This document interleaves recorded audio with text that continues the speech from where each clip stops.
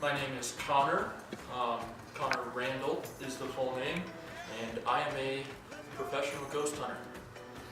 I'm Carl Pfeiffer. I am also a professional ghost hunter up here at the Stanley Hotel. I'm also a novelist. Tonight we are doing a public investigation of the Stanley Hotel.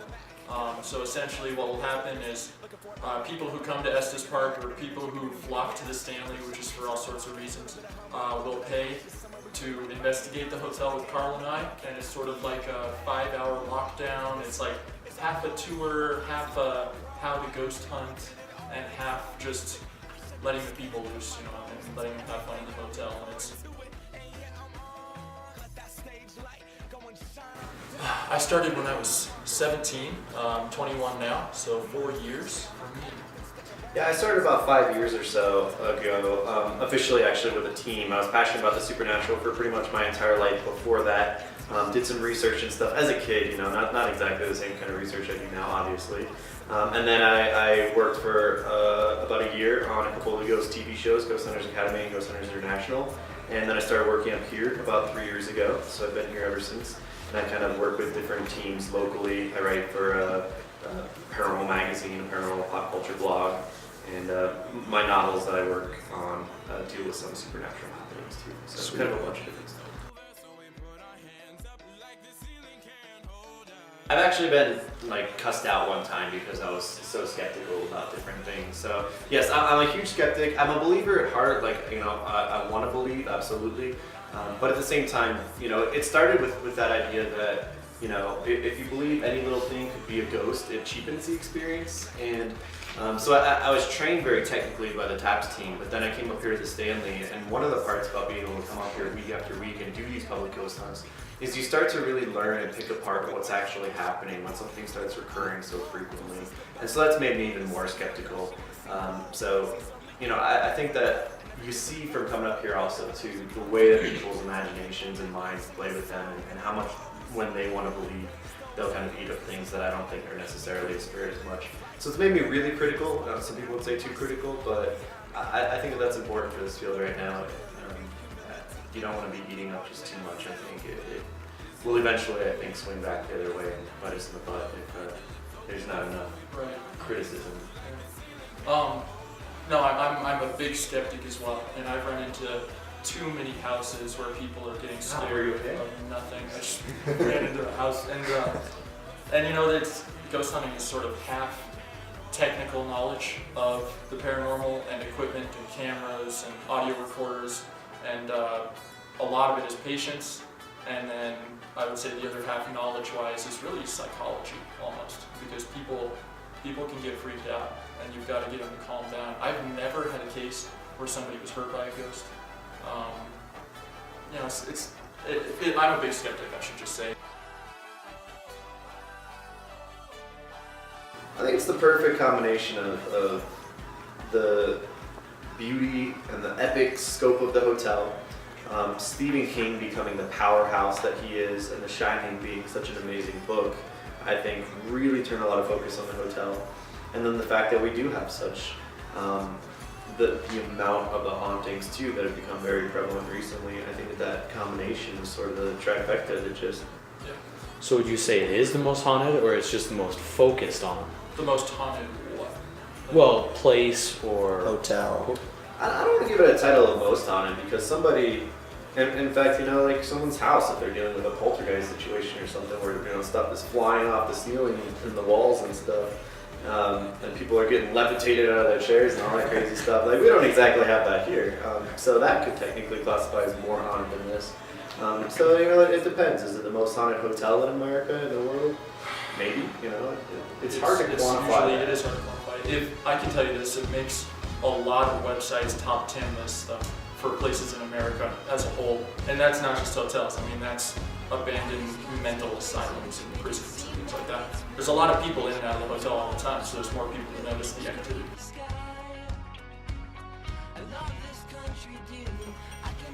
Okay, so I have in front of me some of the equipment that we use on investigations that I was talking about. You have your cameras, a full spectrum camera. These are IR cameras that can see in total darkness. We have 8 of those. This device will scan through radio stations really fast, and the whole idea is that maybe spirits aren't within our range of hearing, but they're in the frequencies just above that in the radio waves. And so maybe with this device, and we're just experimenting with it, we can hear full sentences, which wouldn't make sense otherwise. We have thermometers, of course, data logging equipment, so this will measure humidity, dew point, and temperature. Motion sensors. These are EMF detectors, electromagnetic fields. People think that spirits can emit energies in the EMF spectrum, and this is supposed to measure that. This is a wind meter, so it'll tell us not only the temperature, but if there's a breeze going through the area, maybe for cold spots and also for debunking.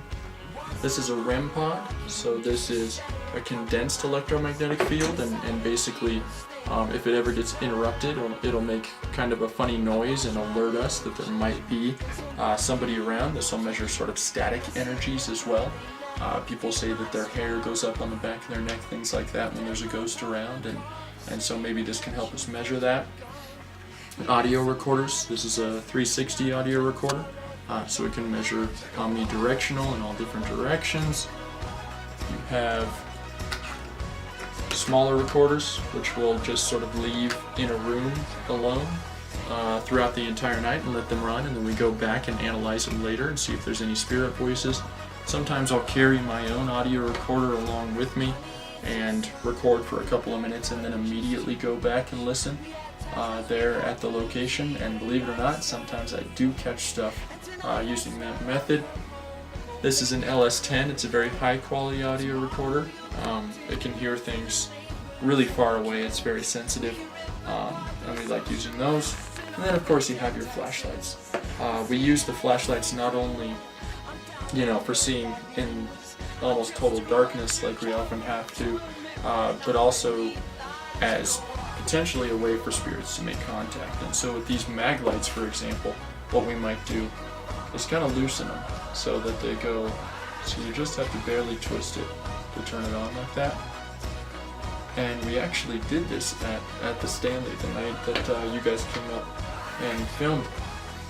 And I think you might have caught it on tape, but we were sitting there in a bathroom actually where there's a spirit named Lucy known to be around, and I think Lucy likes it maybe when you play some music. Apparently she was from the 70s and passed away in the 70s, and so I was playing some Beatles on my phone, and we had flashlights placed throughout the room, and the flashlights were going off on command, so that was pretty cool. And it's experimental, but maybe the spirits are actually twisting the flashlight to turn it on. Maybe they're just making that electrical connection with their own energy, who knows. But I thought that was pretty cool. And then I also had these motion sensors set up at one point throughout the night up in the main building, and the motion sensor went off when nobody at all was around, no bugs, no mice or anything like that, and it was when we were trying to make contact and speak with a little girl spirit who was up on the 4th floor of the Stanley, and the motion sensor did go off, and it was faced a wall along sort of thin wall, and then I had the motion sensor on the other side, and the motion sensor went off 3 separate times on its own, almost as if, because that's one of the reports, that she was peeking her head around this corner to look into the main room, and maybe she was doing that. I can say that I've never really seen these go off.